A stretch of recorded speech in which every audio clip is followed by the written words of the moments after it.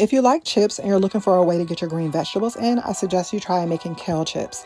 They're tasty and super easy. So here's one way to make them. You heat up the oven to 300 Fahrenheit. You line a baking sheet with either foil or parchment paper. You're going to cut the stems and ribs off of the kale. This part is mandatory. Then you're going to cut the kale in uniform pieces so it cooks evenly.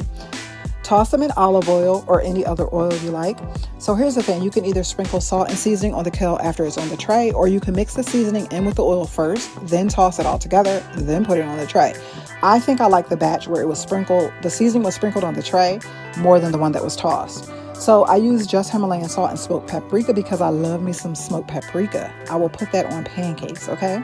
Anyway, you put them on a baking tray, making sure not to overcrowd them on the pan because if they're too crowded, they won't get crispy.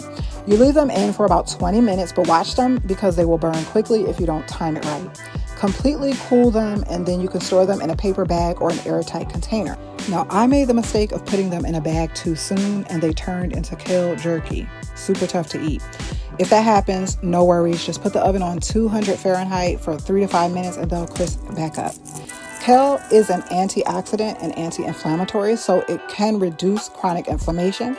It's rich in vitamin C, vitamin K, and also very rich in fiber. It also contains nutrients that can support eye health, weight management, heart health, and so on. So yeah, let me know if you've had kale chips before or if you intend to try kale chips. Thanks so much for watching.